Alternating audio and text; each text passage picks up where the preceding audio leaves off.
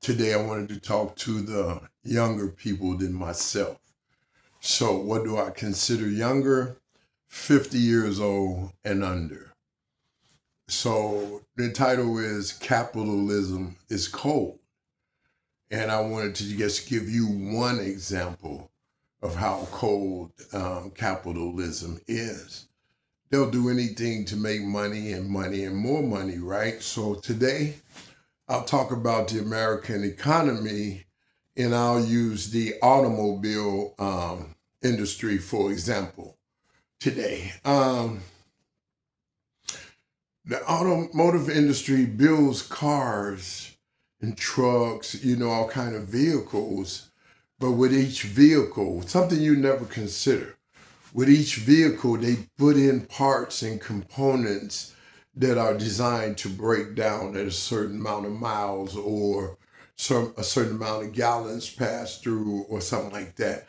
It's intentionally done to break down your vehicle. Okay, this is just standard procedure with all of the vehicle manufacturers. Okay, the dealerships. Okay, they're going to sell cars at astronomical prices, and their maintenance and the mechanics are going to cost you an arm and a leg at all of them. And the cars are going to be so complex that you won't be able to take it to your local mechanic around the hood. They trying to drive all of them out of business, so everybody has to come to the dealerships. But okay, let's just move on. They sold you the vehicle. Let's say the parts stores, aftermarket parts stores. Remember, I said that the part is going to break down after a certain amount of time or mileage. Okay, so they've already made replacement parts for the stores. They've stocked the stores because they know that on your vehicle that these parts are going to break down and they're going to make more money and sell you that pump again to keep it running like you got it. You're going to have to constantly buy their parts, pay their mechanics, pay the dealerships, and the mechanic shops around the hood won't be able to keep up educationally. It won't be of benefit, and they won't be able to work on the latest things coming out because they won't be educated enough to see what they've tinkered with, what they've changed, what they've added, to everything. So now you could spend $100,000 on a vehicle, but try to sell it and tell me that you can even get 25,000.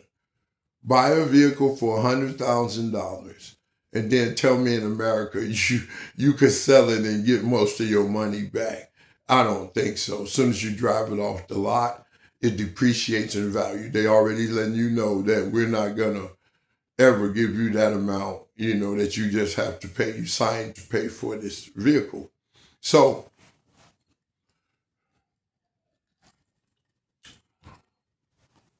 resale values are always going to go down. Always, always. It's the way we do business in the United States and most, not just America though, but all the way across the world. And for the rich and the people that can afford to make the vehicles and sell them to us, they regard us all as customers and workers. That's it.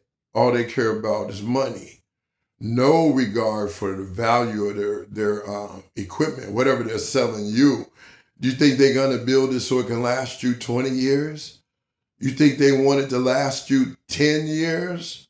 No, they want more of your money. They figure like if you can afford to buy a vehicle from them, you can afford to the maintenance and the upkeep and playing by their rules. So the name of the game in America is more money, more money.